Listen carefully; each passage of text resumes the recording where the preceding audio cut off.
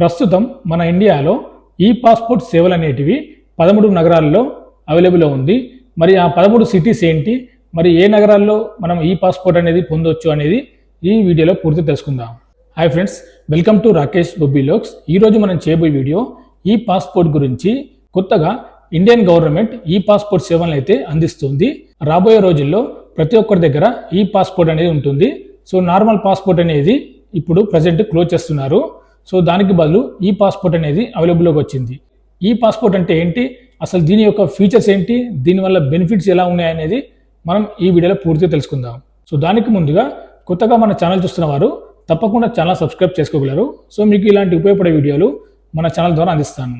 ఈ పాస్పోర్ట్ అనేది బయోమెట్రిక్ విధానం ద్వారా రూపొందించబడింది. ముందుగా మీరు స్క్రీన్ మీద చూడొచ్చు నార్మల్ పాస్పోర్ట్ ఏ విధంగా ఉంది, ఇప్పుడు కొత్తగా రాబోయే ఈ పాస్పోర్ట్ అనేది ఏ విధంగా ఉంది అనేది మీరు డిఫరెన్స్ అనేది ఇందులో మీరు గుర్తించవచ్చు. సో నార్మల్ పాస్పోర్ట్లో చిప్ అనే ఒక సింబల్ అనేది ఉండదు. సో ఇప్పుడు కొత్తగా రాబోయే ఈ పాస్పోర్ట్లో చిప్ అనే సింబల్ ఇక్కడ కింద ఉంటుంది. గోల్డ్ కలర్లో చిప్ అనే సింబల్ ఉంటుంది, మీరు ఇక్కడ చూడొచ్చు. నార్మల్ పాస్పోర్ట్ లోపల మన యొక్క ఫోటో ఉంటుంది మొదటి పేజీలో, అలాగే మన యొక్క అడ్రస్ ఉంటుంది, అలాగే మన యొక్క సిగ్నేచర్, ఈ విధంగా మన డీటెయిల్స్, మన యొక్క బయోడేటా మొత్తం నార్మల్ పాస్పోర్ట్లో ఉంటుంది. కానీ కొత్తగా రాబోయే ఈ పాస్పోర్ట్ లోపల అలాంటివి ఏవి ఉండవు. సో మొత్తం బయోమెట్రిక్ విధానం అంటే మీ యొక్క ఫేస్, అదేవిధంగా ఫింగర్ ప్రింట్స్, అదేవిధంగా మీ యొక్క బయోడేటా మొత్తం ఈ చిప్లో స్టోరేజ్ అయి ఉంటుంది. ఈ విధంగా బయోమెట్రిక్ విధానం ద్వారా పాస్పోర్ట్ ఉండడం వల్ల సో మీ యొక్క సమాచారాన్ని ఎవరు దొంగలించలేరు. ఈ పాస్పోర్ట్ అనేది పూర్తిగా సేఫ్టీ ఫీచర్స్తో రూపొందించబడింది. అంతేకాకుండా ఈ పాస్పోర్ట్ వల్ల మనకు ముఖ్యమైన బెనిఫిట్ ఏంటంటే, సో ఇమిగ్రేషన్ టైం లోపల మీరు క్యూ లైన్లో నిలబడాల్సిన అవసరం లేదు. సో మీరు డైరెక్ట్గా ఈ పాస్పోర్ట్ ఉంటే పక్కన ఈ గేట్స్ అనేది ఉంటుంది. సో ఈ గేట్స్ అనేది చాలా దేశాల్లో ఆల్రెడీ ఇప్పటికే ఉంది.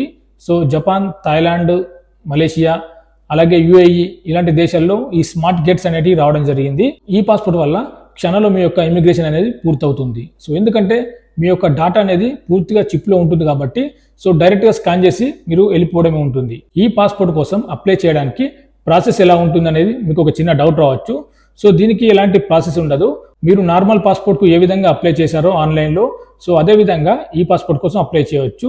సో ఈ పాస్పోర్ట్ అప్లై చేయడానికి 2025 లోపల ఎవరైతే కొత్తగా అప్లై చేస్తున్నారో వాళ్ళందరికీ ఈ పాస్పోర్ట్ అనేది వస్తుంది. ఒకవేళ మీ దగ్గర ఓల్డ్ పాస్పోర్ట్ అంటే నార్మల్ పాస్పోర్ట్ ఉంటే ఆ పాస్పోర్ట్ అనేది ఎక్స్పైర్ అయిన తర్వాత మీరు అప్లై చేసుకోవాలి. సో అప్లై చేసుకుంటే మీకు ఈ పాస్పోర్ట్ అనేది వస్తుంది. మీరు ఎలాంటి దేశంలో ఉన్నా కానీ మీ యొక్క నార్మల్ పాస్పోర్ట్ ఎక్స్పైర్ అయిన తర్వాత మీకు ఈ పాస్పోర్ట్ అనేది వస్తుంది. ఇక్కడ మీరు స్క్రీన్ పైన చూడొచ్చు ఈ పాస్పోర్ట్ కోసం అప్లై చేయడానికి డాక్యుమెంట్స్ ఎలాంటివి అవసరం ఉంటుంది అంటే, మీరు మామూలుగా గతంలో నార్మల్ పాస్పోర్ట్ కోసం ఎలాంటి డాక్యుమెంట్స్ అప్లై చేశారో సో అవే డాక్యుమెంట్స్ దీనికి కూడా అప్లై చేయాల్సి ఉంటుంది. సో మీరు ఇక్కడ స్క్రీన్ మీద చూడొచ్చు.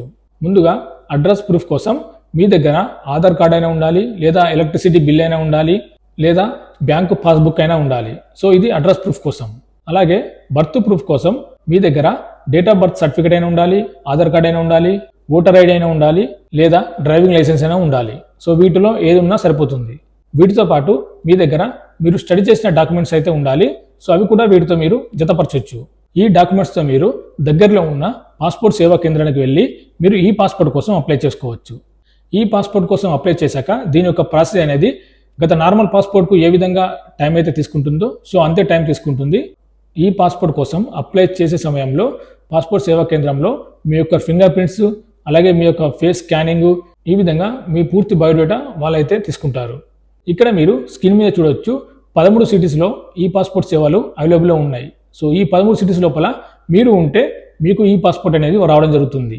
సో మరొకసారి మరి ఆ సిటీస్ ఏంటనేది చూద్దాం. ముందుగా జమ్మూ ఉంది, second Goa, third Nagpur, fourth city Shimla, fifth Bhubaneswar, sixth Delhi, seventh Ranchi, eighth Surat, ninth Hyderabad, 10వ స్థానంలో చెన్నై, 11 జైపూర్, 12 అమృత్సర్, 13 రాయ్పూర్.